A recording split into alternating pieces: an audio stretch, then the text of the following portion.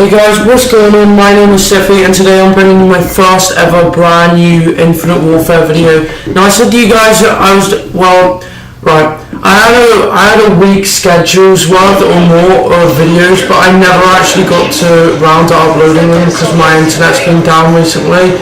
So that sucked, but basically there was a couple of videos in there which said whether or not I was debating on whether or not to get the Infinite Warfare or just go and wait for Infinite Warfare's release or get Battlefield 1 because presuming it came out early.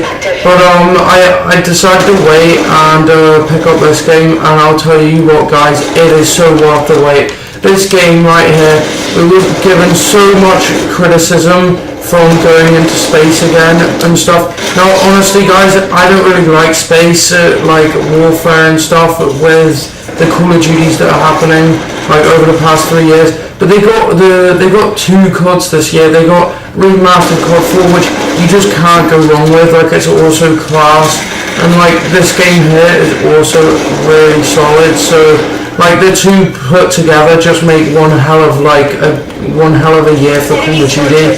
And I don't understand why more people haven't picked it up. Like, some of my friends have just been put off because of the criticism given to it. But I feel that this game's really good. The only thing that I wish I could change about it is there's this only the tiniest thing ever, but it's really hard to find where your KD and win-loss ratio is, like in the menus, and it's really quite annoying sometimes.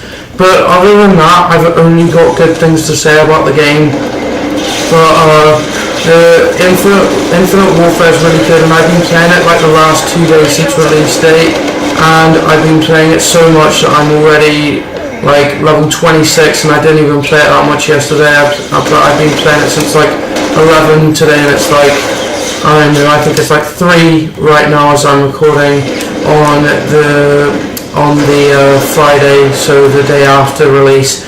But this game's really solid though guys, and I think that I'm going to be playing it alone because like the guns in it are really good. Like, although there is a lot of guns that I've seen to be really similar, like the K-bars, the HVK from last year in Black Ops 3.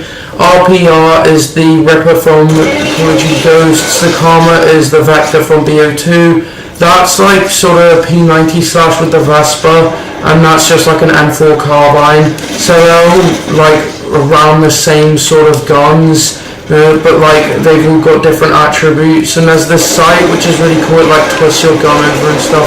It's really cool looking. But there's one thing also that I don't really like in game about this, and it's actually quite a big thing, but it's like not really. Like, you die really easily in this game. Like 3-4 bullets and you're out. Like in other CODs it was probably about 5 or 6. And also they got like specialists again in this game, and they aren't as good.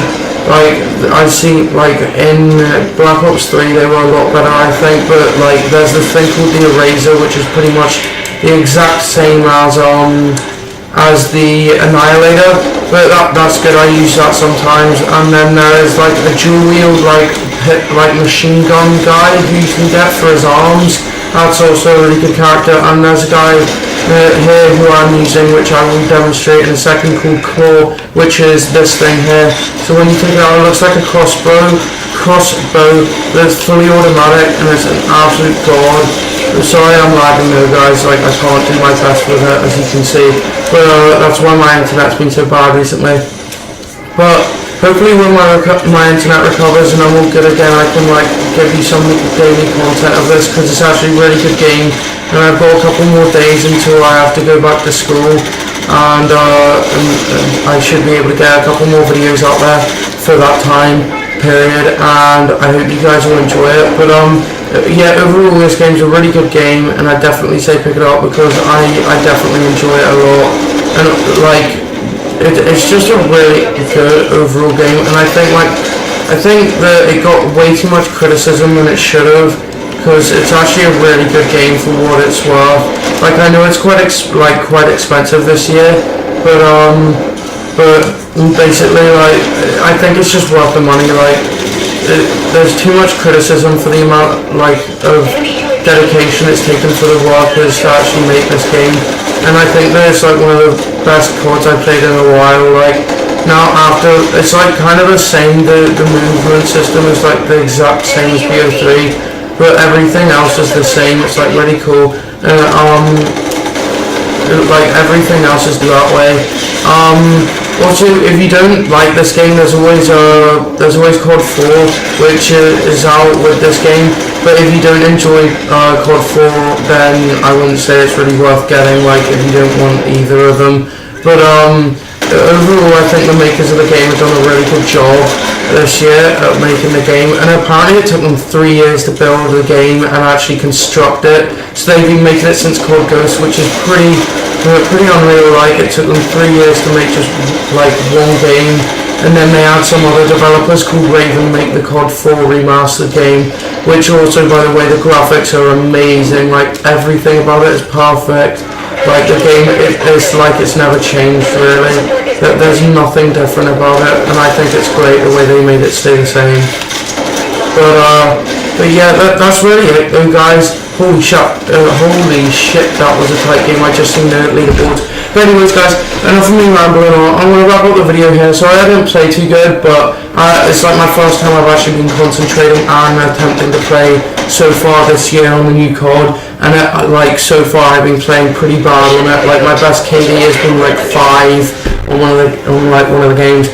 And I'm not sure if there's theatre in, because normally I use theatre so I can concentrate and then give it like a voiceover, but I don't really know how to do voiceovers, even if you record it and then do a voiceover. But if someone could tell me, I've got a mic to do it obviously, but like I don't know how to do it. So if someone watches this and someone thinks that they can help me out, then sure, be sure to try and help me out down in the comments below.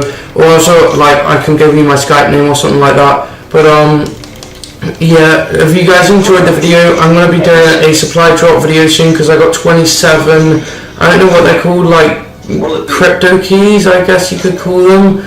But anyways, that's about it from me, guys. But also another thing I'd like to talk about before I leave is these things, and it looks really confusing here and weird, but this is the variations of guns that you can get, which is really cool this year. And like I've got the Hassel and the Volk Deadeye. The Volk, I think, is just a plasma weapon that is like a rip-off of the AK-47 from what it looks like, and the Type 2 is a really unique gun that I've never seen before. So like what you can do with it is you can take it apart into 2 pieces, and you can go akimbo with like fully automatic